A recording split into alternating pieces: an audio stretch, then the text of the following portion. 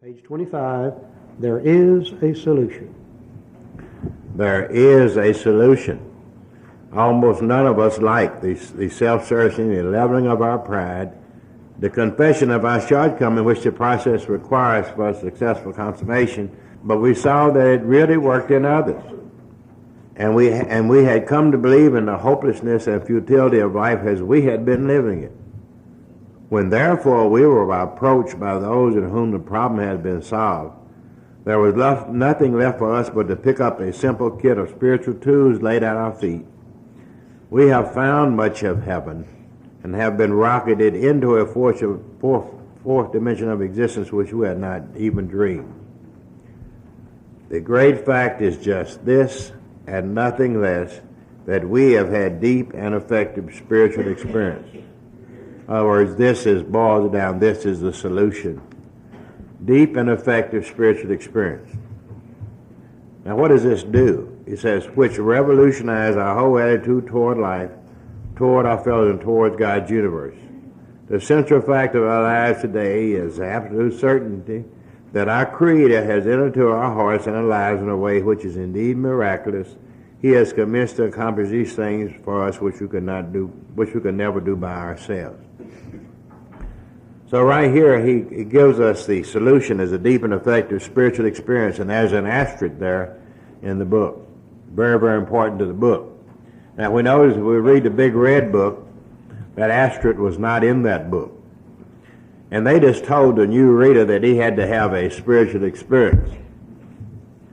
And you know, to a brand new alcoholic, that was a very lofty, threatening term.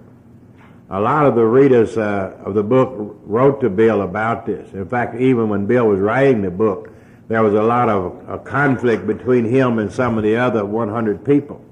Because Bill had had a sudden spiritual experience. It had to affect him and his writings. He was very impressed with it. The other people hadn't had this. They had had a gradual type change. And they were trying to get him to tone this down because that would turn a lot of the readers off, and it did. A lot of readers were turned off about this.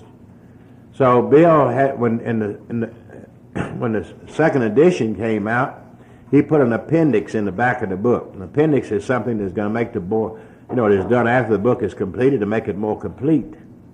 And he explained what he was talking about when he said spiritual experience, because a lot of the readers were turned off. Maybe thought this was totally impossible. It was a kind of lofty idea for an alcoholic to have a spiritual experience.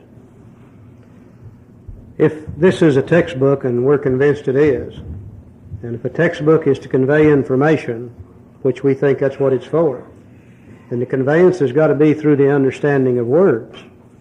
If the writer of a book uses the term spiritual experience and has one understanding of it, and the reader of the book reads that term and has a different understanding, then the information is going to be incomplete. And I wonder how many of us before coming to AA already had preconceived ideas about what a spiritual experience is. I was raised in a church where one of the main reasons, and I guess it's true in the majority of churches, is to bring as many souls to Christ as you can. And you go to church every Sunday morning, every Sunday night, every Wednesday night, and always after the preacher preaches a sermon, we had what we call altar call, and those that wished to be saved would come to the altar, kneel, pray, everybody else pray. Hopefully they would be saved. Now there's times, though, that your preacher's not doing a good enough job and you're not saving enough souls, so then we go into what we call revival week. And on revival week, you go to church every night of the week. You're going to get as many as you can. You don't trust your own preacher. If he's doing a good enough job, you wouldn't need revival week, so you go out, you get the best preacher in the county. And I remember one night during revival week, the preacher was preaching the sermon. He was good. About halfway through, you could actually feel the heat and smell the smoke. As he finished the sermon, my Aunt Molly, who was a long, tall, slender, beautiful lady, decided she wanted to be saved. And she goes to the kneeling bench, and she's kneeling at the front of the room. She's praying. Preacher standing there, hand on her head, he's praying, everybody in the house is praying, and all of a sudden Aunt Molly fell over sideways on the floor. And she began to kick and jerk and tremble all over.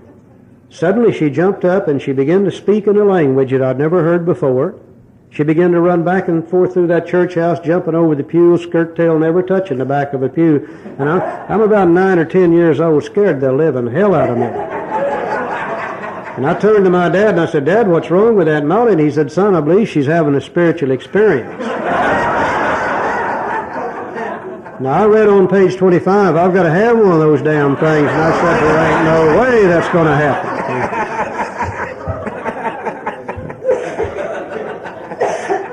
I wonder how many of us actually died from the disease before they recognized what's going on.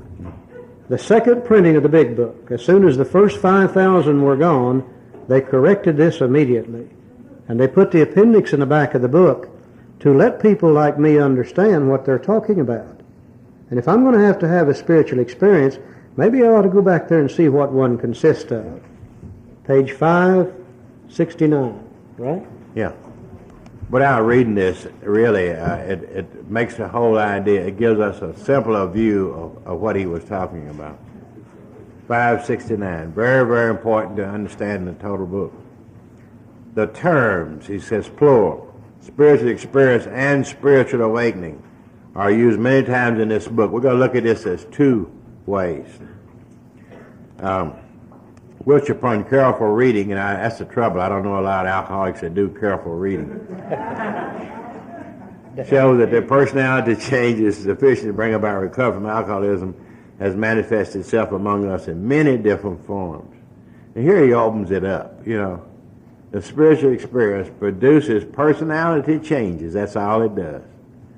And it happens in many different forms. He's trying to clear up this issue that he created with the first printing. It is true that our first printing gave many readers the impression that these personality changes or religious experience must be in the nature of a sudden spectacle of people. Happy for everyone, this conclusion is erroneous. In the first few chapters, a number of sudden revolutionary changes are described.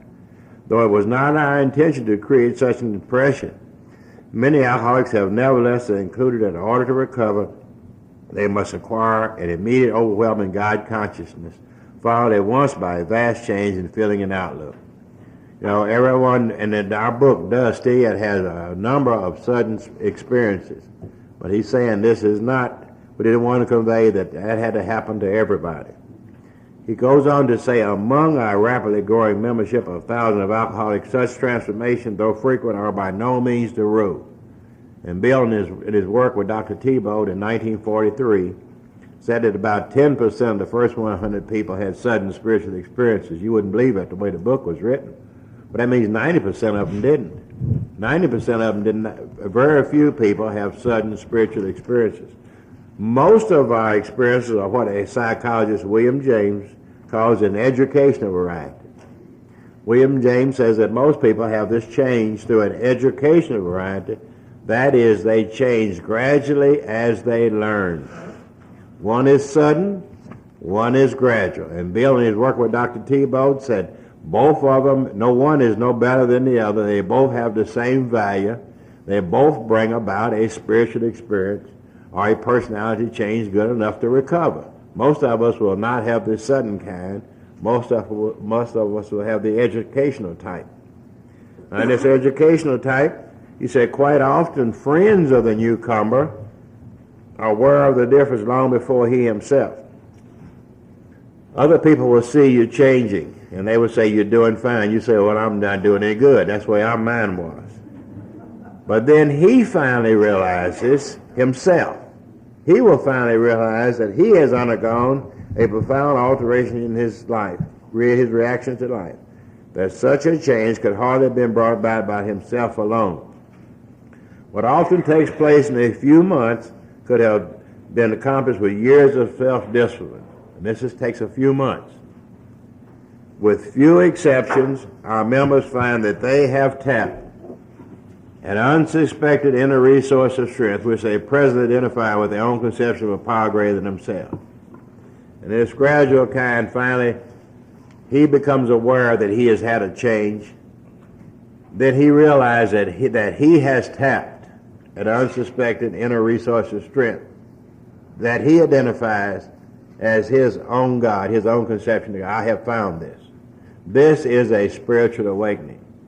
The gradual type is a spiritual awakening, where the person realizes it or wakes up to the fact that it has happened. The other one is a spiritual experience.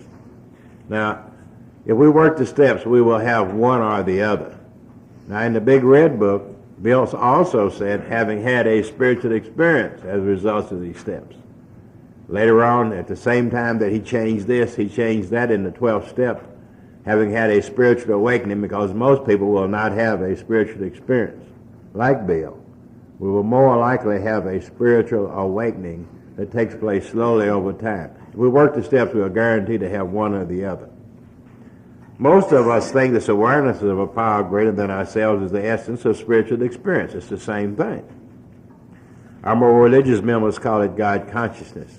Most emphatically, we should say that any alcoholic capable of already facing his problems in light of our experience can recover, provided he does not close his mind to all spiritual concepts. He can only be defeated by an attitude of intolerant, belligerent denial. We find that no one need have difficulty with the spirituality of the program. Willingness, honesty, and open-mindedness are the essentials of recovery, but these are indispensable. There is a principle which is a bar against all information, and which is proof against all argument, and which cannot fail to keep a man in everlasting ignorance. That principle is contempt prior to investigation. I think we need to look for just a moment in this spiritual experience at another tendency that Bill has to be able to understand fully what he's doing to us. The Big Book is really put together with a few simple ideas. And then those few simple ideas have been repeated over and over and over in various different ways. I think perhaps that's so all of us, regardless of where we're coming from, would be able to see the answer. And people used to ask Bill, how come you keep using different words and different statements that mean practically the same thing? And Joe and I worked with two ladies that worked with and for Bill for years. And they both tell us the same thing, that Bill would kind of rear back and say, well, when they taught me English and writing courses in college, they told me not to use the same words over and over, because that bores people, and it also shows you how dumb you really are. Now, there's a key word in this spiritual experience thing called change. Yeah. Let's see how many times he's used that word and how many different terms he used to describe change. First paragraph on page 569, he talked about a personality change sufficient to recover. Now, personality change is nothing more than a change in the way we think. Our attitude and our outlook upon life, that's what our personality is. And by the way, Dr. Silkworth, I think, referred to that as a psychic change. Psychic change means changes of the mind. Second paragraph, he again mentioned personality changes, but then he said in the nature of sudden and spectacular upheavals. An upheaval is to change. Third paragraph, first sentence, sudden revolutionary changes. To revolutionize something is to change it. Third paragraph, fourth sentence, immediate and overwhelming God consciousness. To overwhelm something is to change it.